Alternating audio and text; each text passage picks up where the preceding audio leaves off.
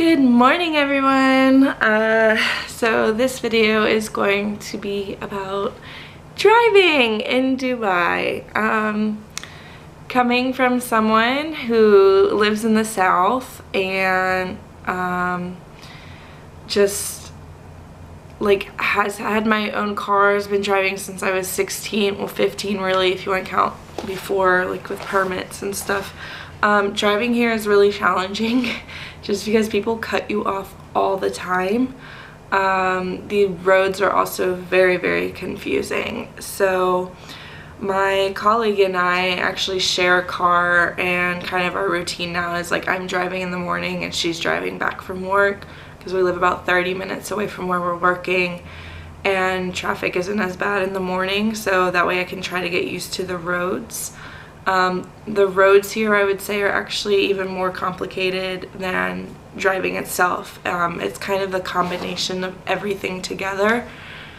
The roads have like 15 forks in them, so if you're trying to use the GPS, I recommend Waze. Google Maps tends to get people lost, and Waze kind of like, I guess just with the title of like the directions it's telling you turn right, it gives you the actual name of the exit that you need to match with on the sign.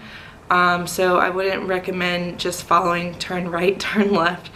Definitely look for the actual road, because when you do exit right, then after that exit you have 3 other ways that you can choose to go, and that's where it gets super complicated. Because on the GPS it's all under one color, like purple or blue. So you go right and then you have another exit you have to take, and the GPS usually is slow in telling you which one it is, or you're trying to follow the color of the line and then you just end up taking the wrong direction. There's nowhere to turn around here. You have to literally go up like 2 or 3 more exits before you can get off and loop around, or you hit a roundabout that's in the middle of the highway. Yeah, the roads are just very complicated. So add that complication on top of people who can't drive. It's very dangerous, I guess you could say. My friends who come from bigger cities like Atlanta, New York, they tend to be okay driving here, but I'm from North Carolina, and our big cities like Raleigh and Charlotte, that's it really, and Charlotte's bigger than our capital, so it's just kind of, I've lived in both of those cities. I went to school in Charlotte, I grew up in Raleigh, and no driving compares to what I've experienced in this country. So I definitely recommend like using Waze, and just be prepared. Like, you have to be a defensive driver here. Don't speed, you will absolutely get a ticket. They have cameras everywhere. I've heard that there is a 20 kilometer speed difference. I'm just gonna use miles because it's easier for me, but if it says 110, like 110 is what's posted, you can go up to 130. After you go over 130, you will absolutely get a ticket. Don't know how true that is.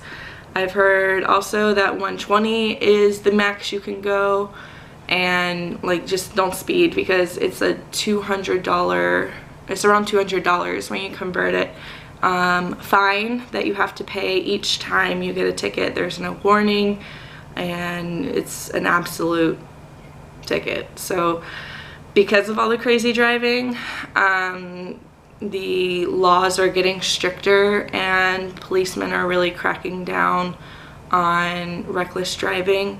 So it's a good thing for me because I'm not a reckless driver.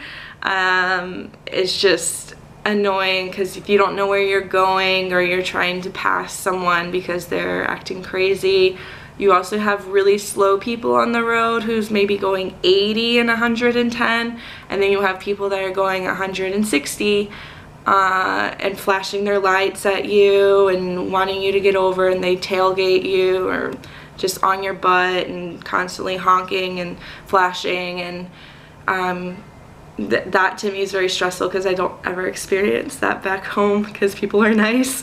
So it's just different. But for me, I think this is the hardest thing about moving to Dubai, is just the driving. I'm just not used to that. So I'm learning, we're getting there. We also have a small car. We have a Nissan Sentra, I think is what we have. I don't know anything about cars, guys. It's the small car and it's white. That's about all I could tell you. And it's 2016. But we rented our car. The car company leases out for 9-month contracts, and which is great for us because we go home at summertime as teachers. And so we rented ours, and the bigger the car, the more expensive it is. So we chose to go with like a medium price option. The cheapest cars like didn't even have powered steering. Like they're just like get you from point A to point B. Really old, not the greatest model cars. And we're like, well, we don't want that because you gotta have powered steering.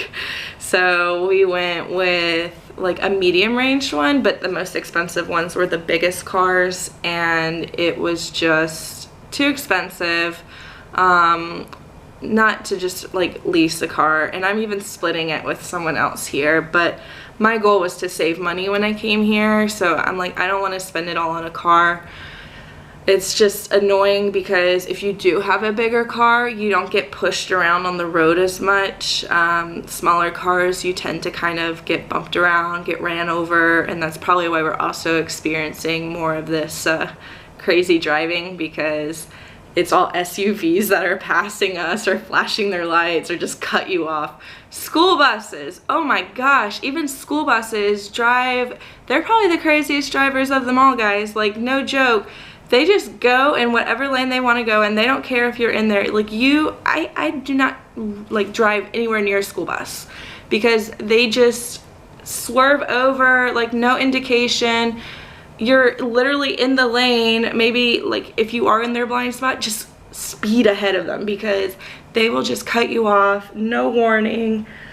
And they just have, it's like they are the bully of the playground, right? Like they just get in whatever lane they want and don't care who's in there because they know their bus will knock you over. So it's just it's a little complicated, but for the most part though, I think like the roads are like really well positioned, I guess you could say. So you can pretty much get anywhere. It's not like you have one road into the countryside like back home. I mean, there's roads everywhere.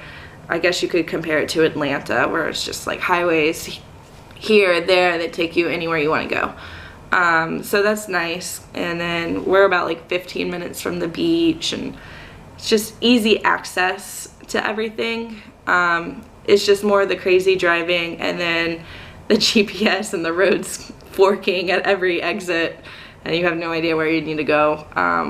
So those are, I think, the two biggest things that contribute to the craziness of driving. What else? Oh, speed bumps. Speed bumps. You can find highways with random speed bumps in them. So I think those are on the ones you're supposed to be going, I want to say 60 or 80 is what we experienced the other night. And then there were just random speed bumps every, maybe, I don't know, 500 feet. There'd be a new speed bump, and then you guys slow down to like 10, otherwise it scrapes the bottom of your car.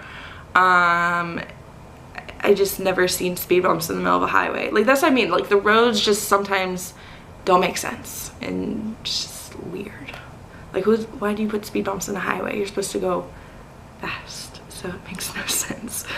I don't know, guys. I'll get there. It's a learning process. Right now I'm letting my friend drive because she doesn't seem to have any issues. So I'm trying to learn the roads, and once I kind of know my way, that's when I'll attempt, because then I can focus solely on someone cutting me off or pushing me out of the way on the road and can actually survive while I drive here. So that's pretty much it for driving, guys. So I will make another video about something else later.